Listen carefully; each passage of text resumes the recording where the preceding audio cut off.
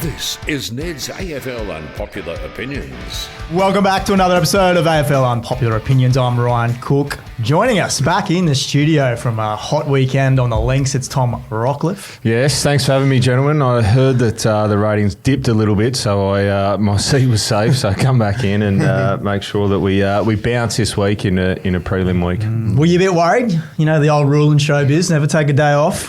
Not really. I was pretty confident. It's pretty confident amongst us. I mean, we get on really well, and there's no point trying to do it via a computer. We always have a few tech issues, and I mean, I was on the 7th tee, I think, at Millbrook when news recorded, so I'd much prefer to swing the golf club and tune in. Tough gig. Looked beautiful, though. Yeah, fantastic courses over there. If you haven't been to Queenstown, I'd recommend going there if you're an Australian. So dress the trip up as a conference. Well, yeah, so we had a conference Wednesday, Thursday, Friday. Conference, flat out. Yep. Didn't stop. Tax deductible. 9 to 5. Yes, that's right. Yep. No, longer than that. 14 hours. 7 till 6, then functions, you know. So they were long days, and then, just eased in a little bit of golf over the weekend and came home Tuesday. Well done. But, recommend it. Close. And there's anything you wanted to do, you could nearly do there. So best course? I reckon Millbrook. So Millbrook, Jacks Point, and then we played Queenstown as well. So, amazing venues, golf, backdrops. I couldn't speak highly enough of the place. Clean, tidy, all shop fronts open, no graffiti, wonderful place. No graffiti. Well, I mean, you walk down the street in Brisbane anywhere, there's spray paint somewhere. There's none of that. It's a beautiful place. No rubbish on the ground. Didn't see one piece of rubbish, no litter. Sounds like a great trip. Great trip. Uni town too. Cowboys was good. There's a buck and bull there, Jack. Ooh, there's a what? Okay. A buck and bull. Get that right. Well, our man Jack mightn't be able to get on the buck and bull because he's had a big weekend on the bike. He's pulled up a bit red raw. My gooch is completely gone. We went out to Black Butt and it was more like purple gooch by the end of it. But a bit of mountain bike riding. Had to adjust the seat by the end there. But it was a good weekend. Quiet little 100 Ks under the belt. No worries. Just clocking up the Ks, putting in the work while others are on the golf course. Yeah, you know. Someone's got to do it. Yeah. Well, I mean, you have to get out to nature when your club's in disarray. You need to go and free the mind, don't you? What's going on at Essendon? Get away from all the tech. What's going on? Your guess is as good as mine. These blokes, the Hawks, are just swooping in on about every captain in the comp. Merritt, who was staunch in recommitting last season, he's wavering now. Wavering, you're right. Wavering, just wavering. Does he get to the best and fairest night? Doesn't seem like he's going to. Well, they might post him his medal. 7th? Is he won 6? He's won 5. I think he's in line for his 6th. Which he will do. Yeah. I have to post it to him. Well, he should turn up. I think the right thing to do would be to turn up. He's got to be on the nose, though, surely, the club now. Well, you think so, but also he's given everything to that club, and if he has been promised certain things and they haven't come through, which we're all guessing externally what's happened. Free agency was set up for this. He's not a free agent, clearly. Yeah. But at some point, there's a camel that breaks the straw that breaks the camel's back, isn't it? So camel will break your back. Camel will break your back as well. So, but no, I reckon you make a point. I reckon we spoke about this last week. Like, you don't know what the conversation's been going on. So it might have been 2 years. Yeah, recommit and we'll get A, B, and C done. Yeah. And it hasn't come to pass. So it's a tough situation for the club, but so tough to when you're trying to retain other talent and attract players. That's tough when your captain walks out the door. The thing with this one though is nothing's happened yet. But there's been players coming out pretty strong against him, which is a sign that it's fractured. Yeah, that he's gone. And even though the coach has said he's under contract, we want him to stay, does it get to a point where those relationships break down within the team and it's just like, well... I don't think they said they want him to stay. I think they were confident he's going to stay. He's almost like blindsided them in a way. Didn't they say he's not going anywhere? He's not going anywhere. Yeah. We're not going to trade him. And at some stage, I want to see a club sort of stick to that rather than Buckley. Now, if it's an amazing trade, do it. But, geez, it'd have to be an amazing trade. I don't think they do. In my opinion, I think we've seen the evidence when you hold someone to their contract. Petrarca's tried to get out, Clayton Oliver's tried to get out, and then there's fractures within the club and it's cost Simon Goodwin his job. I think at the point where it's got to now with Essendon, they just have to let him go, get a really, really good return for him, whether it be 3 or 4 picks. I mean, it's been 21, 22 years already for Essendon. They've been through the ringer. I think that they need a change, and they need to look internally as well. It's obviously not completely on Zach this, but he's made a decision for himself now to go and look out there. I think they need to let him go and then rectify it in-house, make sure that everything lines up so that they set themselves up for a three-year window. Because I think we've seen what happened at Melbourne when they held him to their contract. Oliver's now not worth what he was. You could have got a lot for him a couple of years ago. Now you probably can't. Petrarca obviously wavered last year and looked like he wanted to go. Didn't allow him to go. Rightfully or wrongfully, it ends up costing Simon Goodwin his job. And we know that something's been off at Melbourne. Something's stunk there. And I think Essendon are in the same boat. I wouldn't be trading him. And the club's come out and said, we're not trading him. And then for them to backflip, unless it is a ridiculous deal, at some stage someone's got to say, nah. But yeah, point taken, re the Melbourne situation. Well, the thing is as well, we've seen positional changes for Zach this year. So whether he didn't accept them either as a player from the coach said, mate, we need you to go to half-back, we need you to go to half-forward, you're getting heavily tagged, we want to try some different guys through the midfield. So as we said, there's a lot of guessing going on, but maybe Zach got a little bit off the fact that he sees himself as an inside midfielder, couldn't adapt to those different positional changes. Maybe he's not the right man for them to lead him into the If that's the case, then as a leader, I feel like you've got to concede in some of those areas in terms of you promoting your own game to what the team needs at the time, whether it be, it's obviously a transitional season with all the injuries and they were looking to develop some inside midfielders. So, but you don't know what the conversations have been. That's the thing. We're speculating. But it's a difficult situation. You have clearly your best player walking out the door. And you set a precedent if you let him walk out the door and you don't get top dollar for him, and you already have the other senior players looking at the exit, and you're bringing the young guys through who's going to foster that culture for the next round of picks that come through. So and Sam Draper's probably coming to Brisbane. Everyone's coming to Brisbane. Hasn't that been a big turnaround over the last 10 years? Players wanting to come up here for pay cuts.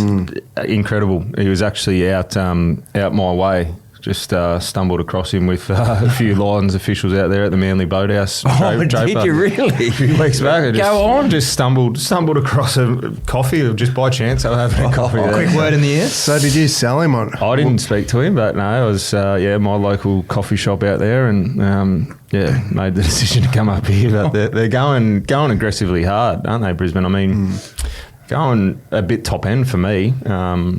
Oscar Allen? If you go Oscar Allen, Draper, you've got Oscar McInerney. We know he's had his injury concerns. Darcy Fort. Looks like they're going to go with the last touch rule. I think Ruckman are going to play a less role moving forward, so I don't know about stacking them. You've obviously got Eric Hipwood there in that front half as well, who's not there. Seeing Ty Gallup come on. They're top heavy. Great game. They're top heavy. Yeah. So when players nominate a team that they want to go to, has there been a lot of talk in the background from the club to the player prior to them? Is it like... Oh, yeah. There's been discussions. Them just making their intentions known, like public, come after me, I want to go to you type. Nah. The manager I would have thought, before, say, Sam Draper announced that he wants to come to Brisbane, he's had a number of conversations with Brisbane. Yeah. He's not nominating some place that doesn't want him. He's had a lot of conversations, in my opinion.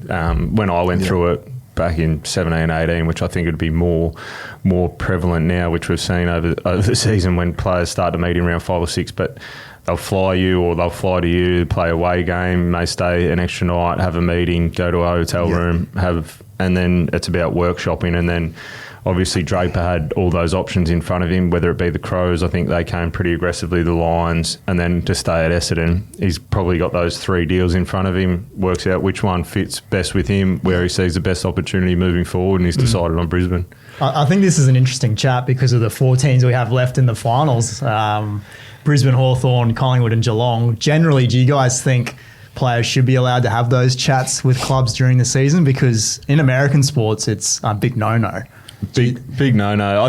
I mean, the way the game's gone and the free agency, I think there needs to be a realignment, and everyone speaks about the draft and father-sons and academy picks being altered. The biggest thing that they need to look at is free agency, because what we're seeing is these bottom teams lose players to the top teams, which makes it near impossible for the bottom teams to catch up. Prime example is Zach Merritt now nominating a team that's in a prelim final when he hasn't nominated them, but he could potentially go to Hawthorn.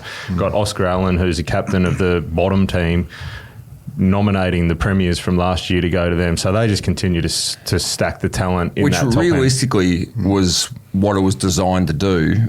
But when this free agency came into play, everyone felt it was to help the bottom teams up. It was never to help the bottom teams. It was about a negotiation between the Players Association and the AFL about, if you're going to keep the draft in play and you're going to make me go as a kid to a club, I want a choice at some stage of my career. So if you go to a club that's on the bottom of the ladder the whole time for 8 years, say, you have the right then to go where you want, basically. And that's when the Tom Lynches, if you like, from Gold Coast say, well, no, I want to get a flag, so I'll go to Richmond. So it makes the stronger clubs stronger. It needs to be a collective. There needs to be a collective alteration to the system. So if you're going to alter the draft and father-son and academies, free agency needs to be part of that conversation and altered as well moving forward, so that it gives everyone an opportunity and fair and equal. How would you alter it, though?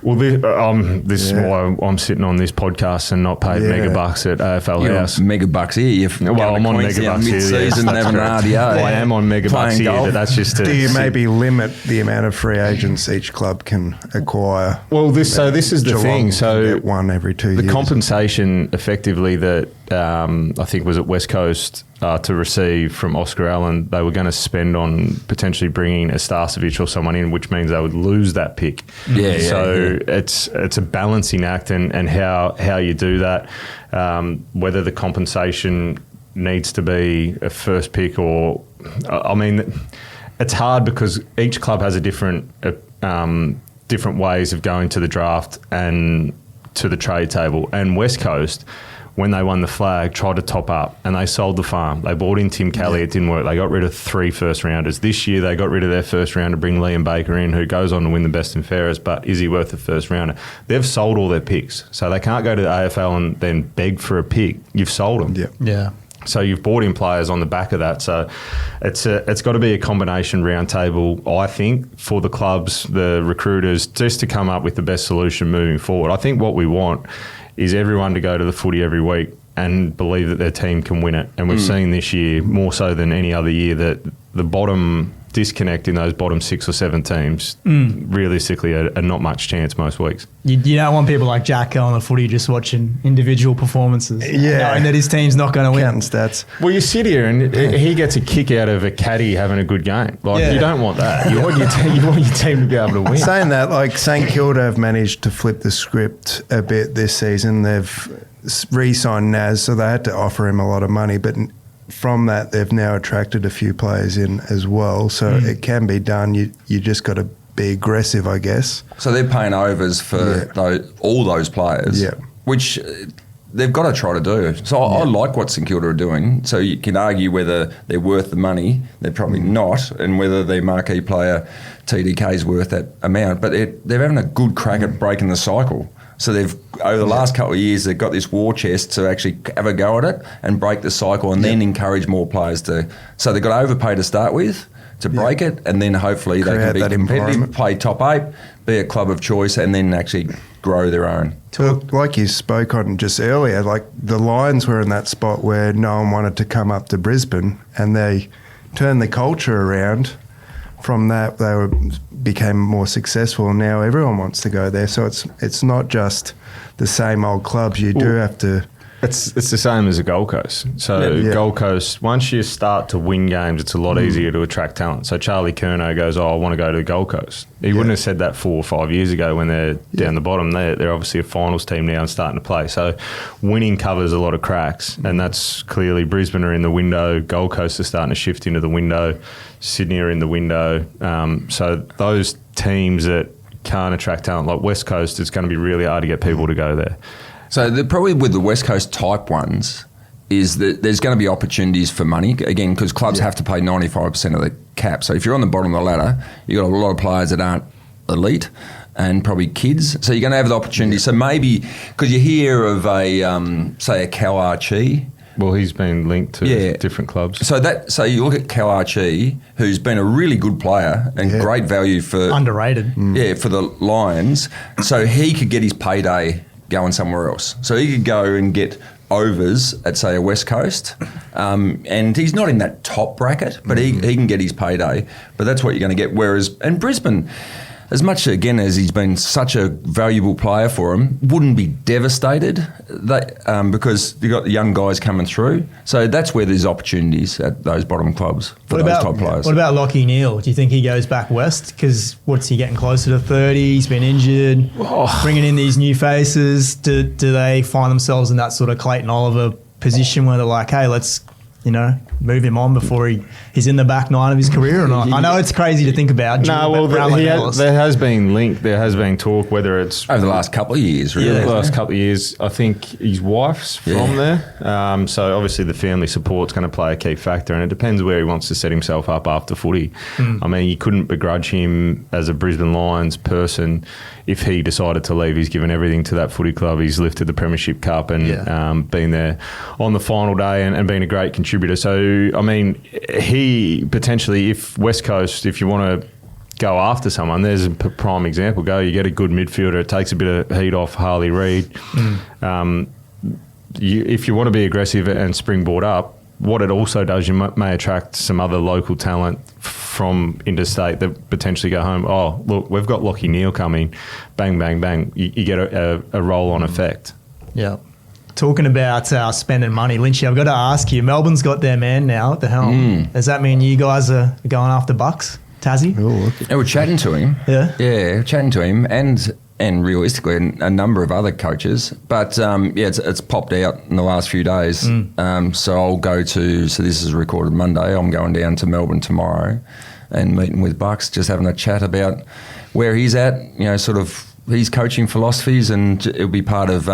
a number of discussions, but yes, what are you? I can see him smiling in the corner. I was just laughing because I was listening to him speak, and he said, "I just need a bit of extra time because I've got to speak to Tasmania," and they went and signed their man. So it's obviously a done deal at Tasmania. It's just a matter of putting pen to paper. Yeah. Read between the lines, you reckon? And just the Messiah, Alistair Lynch, going down there and getting the signature and putting pen to paper. Take him to the Manly Boathouse, mate. Where are you going to take him? The restaurant down Lygon Street or something like that? Yeah, he'll go sit down in a cafe out the front of Lygon Street. Make it very public. Yeah, very public. It'll get out anyway. You're not going to fly him down to Hobart? What's the best restaurant in Hobart? There's a heap. Which one? I'm not too many to name. All the red carpet out. All right, you go to a little Italian cafe style in D'Angelo's in Battery Point. Get in there. Take him down there. Yeah. Take him down there. Wine and dine him. Wine and dine him. Roll the red carpet. So we will be having a chat. Reminisce on some grand final stories between the two. No, we probably won't go down that path. No. So you in a process, obviously. Yeah. Where is Tassie at? Are they decided on a stadium? I know the government and stuff. No. Is it still up in the air? There's a report on the stadium that'll be presented to Parliament in the next couple of weeks.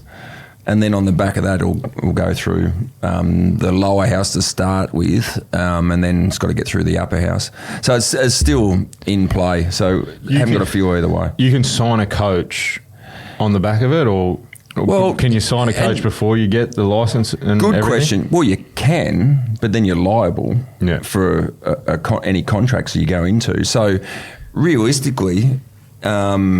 as much as we're very confident we'll get the stadium and then in turn get the provisional licence converted to a full licence, you wouldn't be signing a long-term contract with a senior coach until you had a full licence. Because, hey, as a director, I'll be on the hook.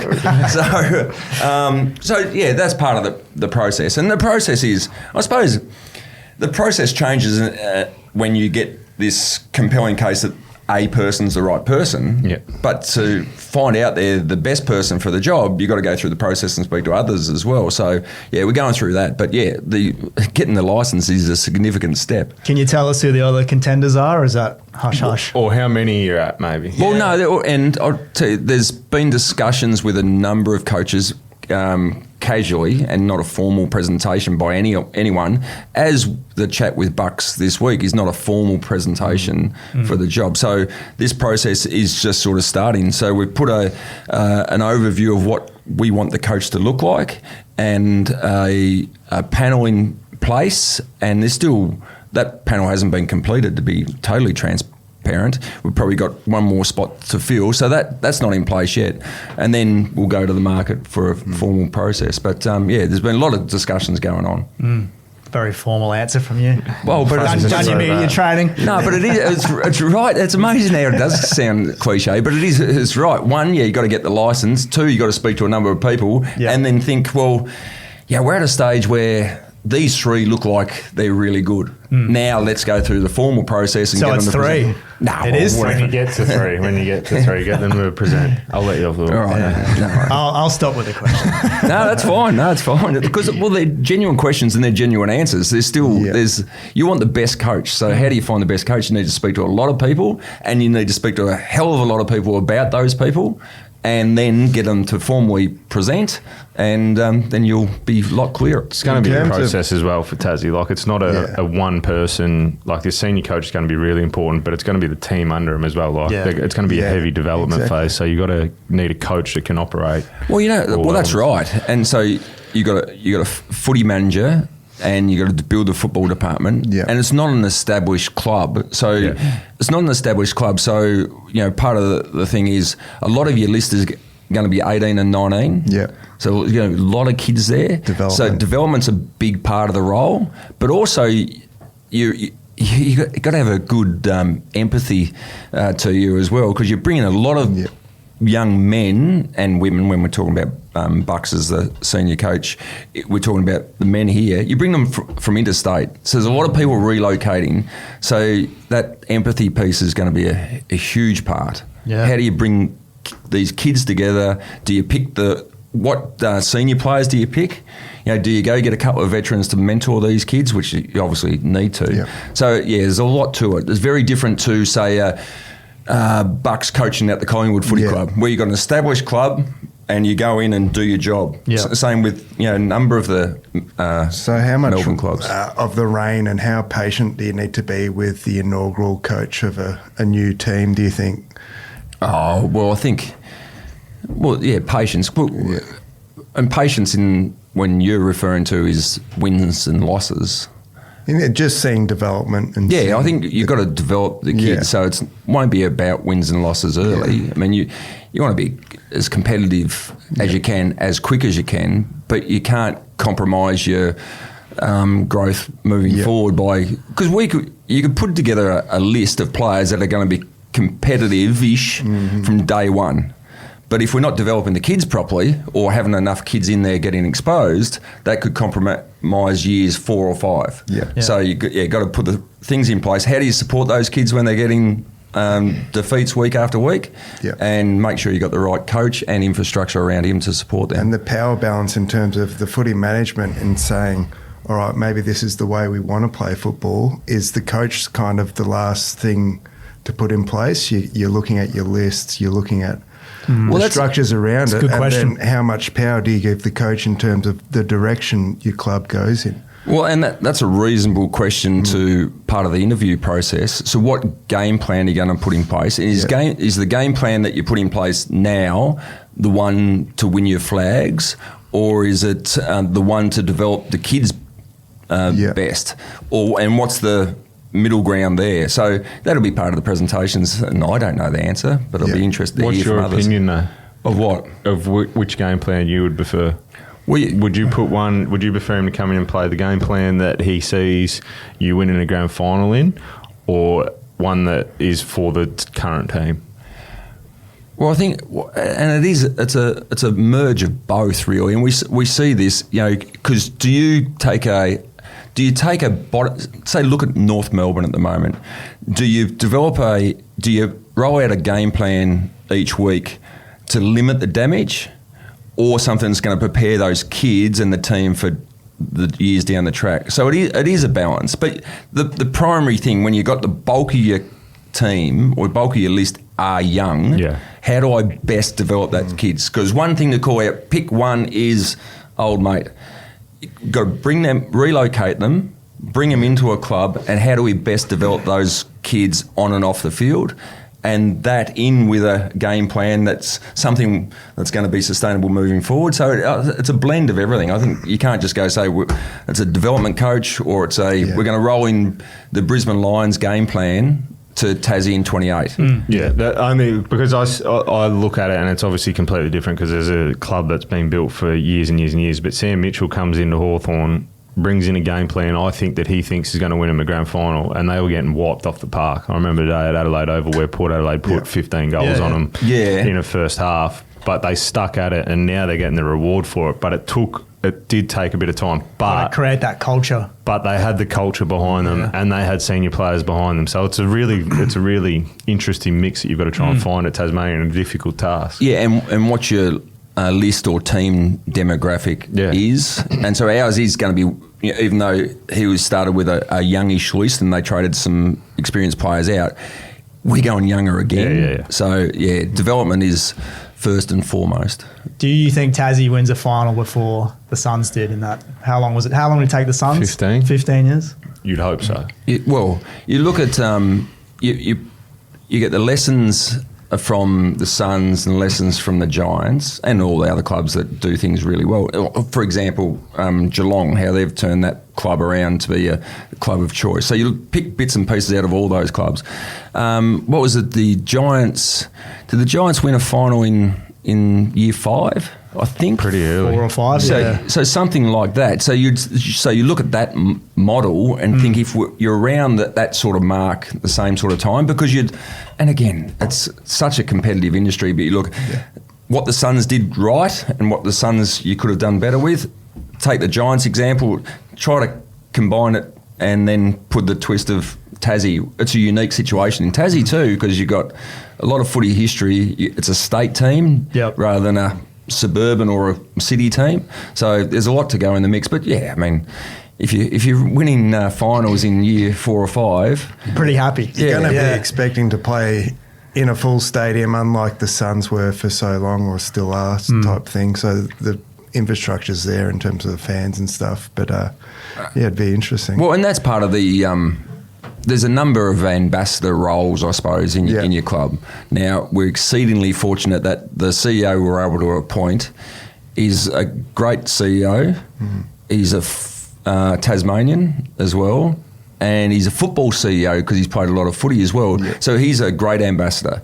Now, the role for the coach, whoever that is, you're going to have to do that as well. So, and especially in Tassie, it's very regionalised. You've got to be getting around the state. You've got to have. You think of how Scott Roth has in the NBL has united the state. You need that, which again is very different to coaching Richmond or Collingwood, because you've got this rusted on historical supporter base.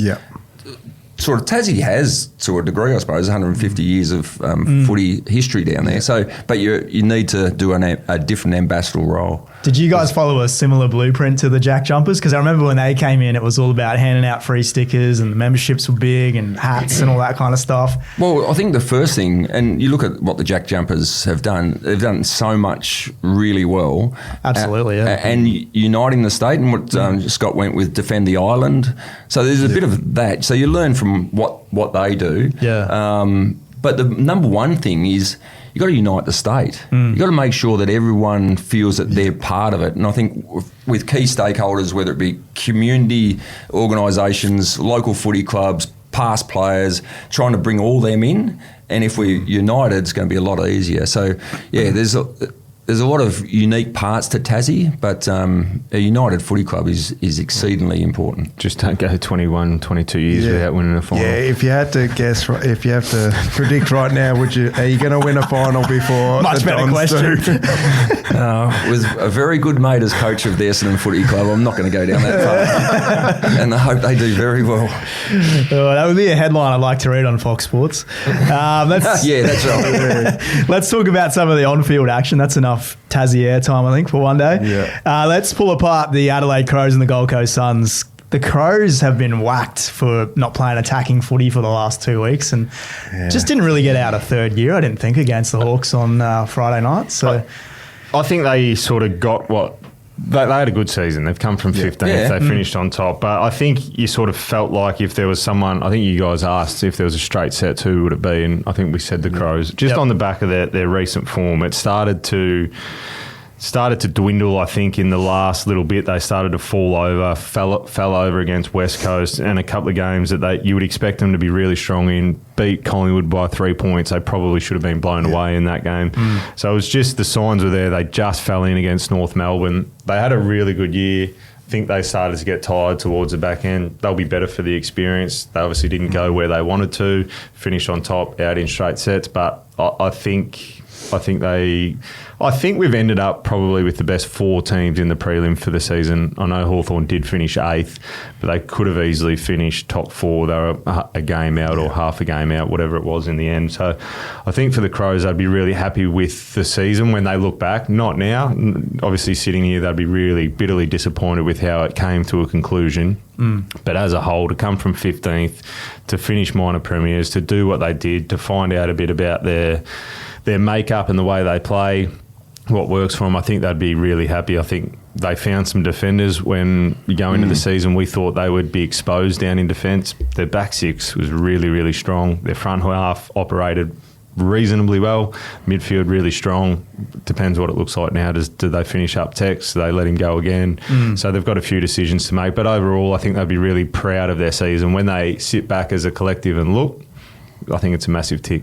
Yeah, they finished similar to the Gold Coast, didn't they? They looked just out on their feet. They just didn't look quite up to that level after having a good year. I just thought maybe going into the final series, even though they probably weren't the standout best team in the comp, although they finished on top, they just look a bit more mature, that maybe they'll be more primed for finals footy. But yeah, it didn't turn out that way, that's for sure.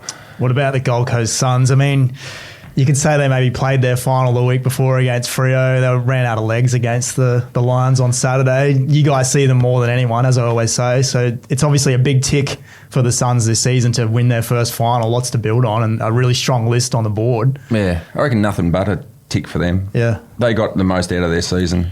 I had them sort of just missing the top 8 or in that sort of discussion, but missing out.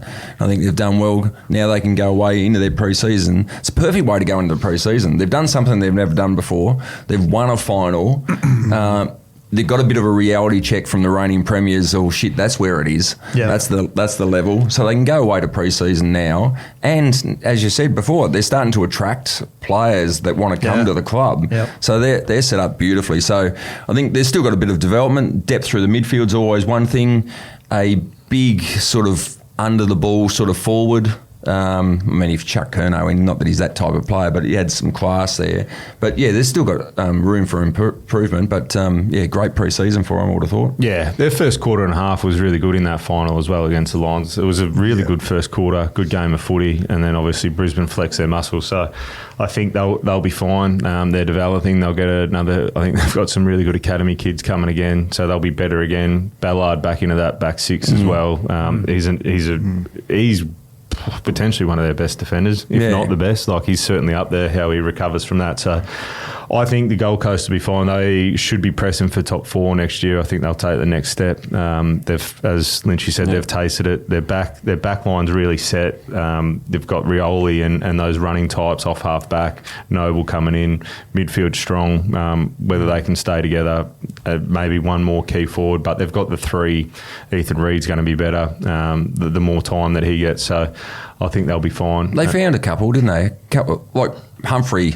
Well, he's a star already. Yeah. So, like, he changed his body shape and got himself, now he didn't have a great finals game against the Lions, but he's stepped up. Even finding over the last 8 weeks, sort of Alex Davies has jumped into the mix now, and, Will Power's a class act down there. So, no, they're looking good. Where do you think the Q Clash ranks in terms of rivalries? Do you think another blowout like that obviously does it a bit of harm, but... Well, the blowouts. You have a look at the blowouts. Yeah. They haven't had a single figure margin since 2018. So it's just a blowout. Now, it's mostly been the Brisbane Lions, but even 6 weeks ago, the Suns smacked Brisbane. So there's been no close games. I mean, that puts it up there, but it's been manufactured in right up until this year, really. But It's there's always genuine hyped hate. up. Yeah, it's Yeah. genuine. Yeah, they're spicy Disdain. on the field though with the players, but yeah, Just can't get a close one. No, and I think there will be now because they're both going to be competitive. Yeah. We expect Brisbane to be top 4-ish, if not top 4 again. Gold Coast will be pushing for that, so it's going to start to certainly build now. I think that's when you start to get the rivalry like you have with Port and the Crows. It took time, but they're always really close now, except for the 100-point drumming that Port got a couple of weeks ago. But they start to become really close, and as both teams are really competitive, I think it'll start to really build in South East Queensland. Rivalry on Friday night. Cats taking on the Hawks. We know these games are always close.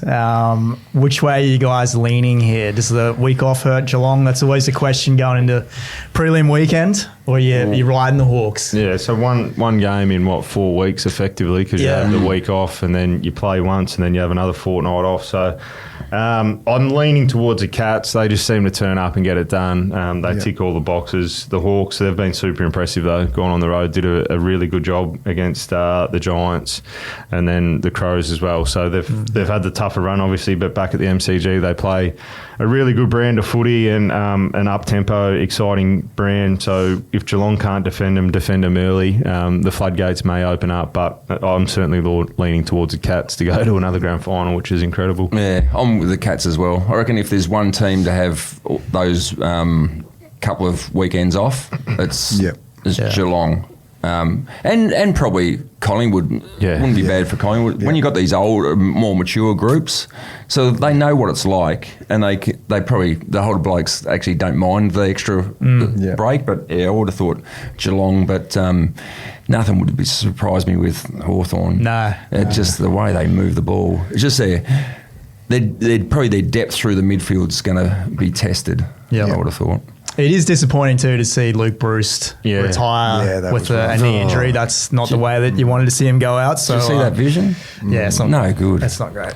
No good. Horrific. Yeah. All right. Saturday night, Collingwood and Brisbane. We've done this one plenty of times too. I just want to say the way Chris Fagan helps the Lions rebound from a previous loss during his tenure as coach is almost unmatched. I'll tell you who would be the happiest right now would be the AFL. These games couldn't have panned out any better for them. Great point. Yeah. 2 times 90 plus on the weekend. Have to be. I think you get probably 100 at both. Yeah. How big's that? Both at the MCG, two rivalries that have grown. Like Geelong and Hawthorn, you're not going to get a bigger one over the last 15 years. And then Collingwood and Brisbane, which we know has gone back when Lynchy was dominating at full forward. So it's going to be a rip snorter on Saturday night. If you've got a members ticket, how do they work the MCC? Yeah, they are still members' seats, aren't they? Yeah. I reckon if you haven't confirmed you're actually going to take your members' seat, you should be fined for not handing it back. Exactly. Just to make sure that you get a full house. You don't want members not fronting up. And I'm sure if you're half interested in sport, you're going to this. Yeah, definitely. I think it'll be a pack out, sell out. Saturday afternoon, 5:15. We know the reasons why, so that if Brisbane win, they can get home that night and prepare for a grand final. Just looking ahead at the weather.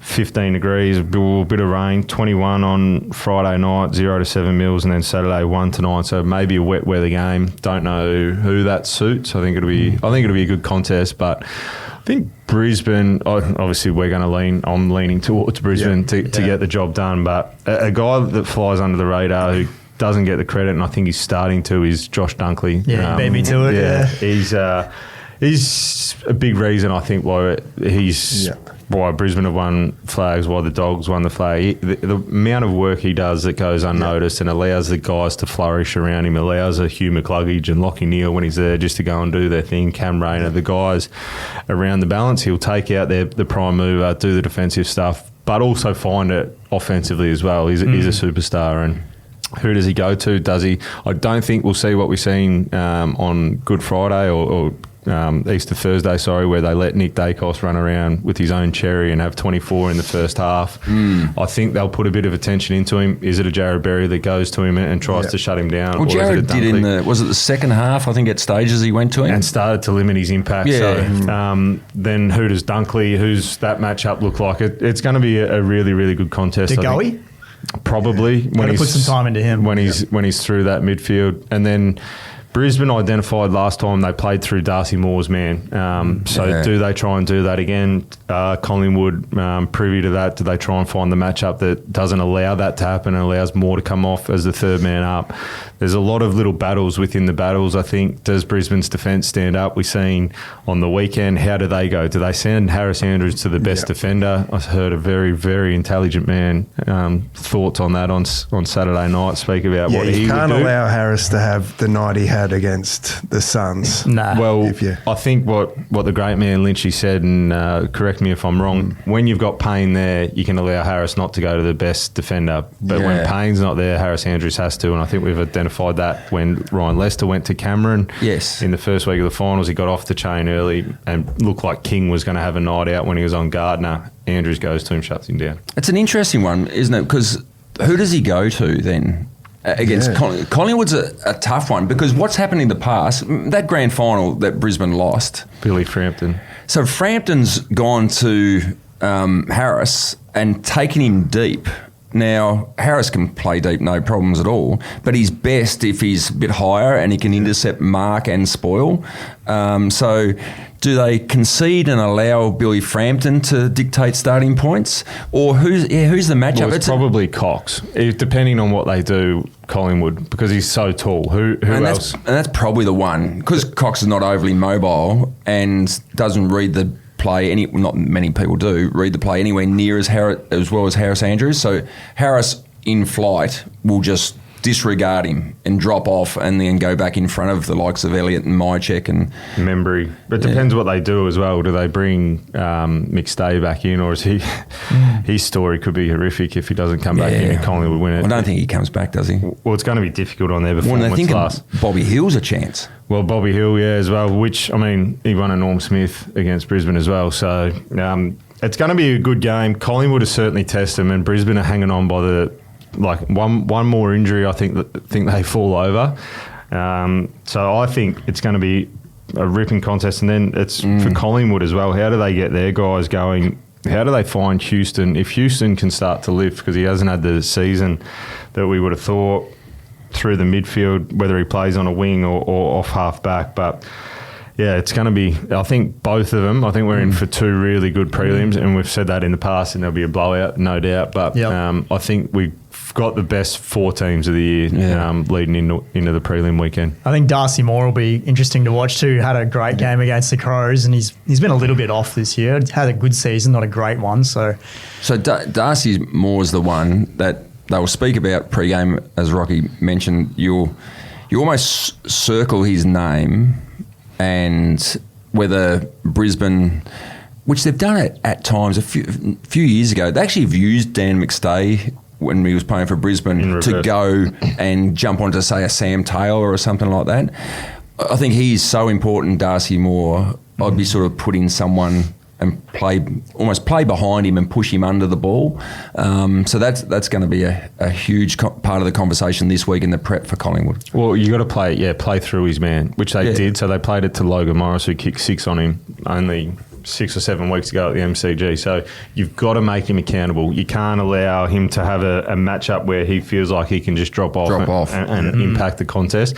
You've got to have him on the lead. You've got to take him out of that space to get those one-on-ones that they want in that front half. So that's it. If you're even going 20 metres or 25 metres to Morris or his opponent, you've got to. You've got to hit him. You've got to use it. You can't just have the blinkers on, which happens in big games. Sometimes you've got the blinkers on because there's pressure and shit, I've just got to get it forward, and you bang it forward. Rest assured, Darcy Moore's going to be sitting under it. So either you've got to be pushed out of the road, or you've got to have the composure to hit up short. Yeah, so you can't allow the more match up to go to Oscar McInerney or Gallup. It has to be Morris. They have to manufacture that in the front half. They need to make sure it's a Morris so that he goes with them and then manoeuvre it around there. So I'd nearly play Morris out of the goal square. Yeah, lots to watch in terms of player matchups. And rest assured, Charlie Cameron will kick 5 and Pendlebury will have 35 plus touches.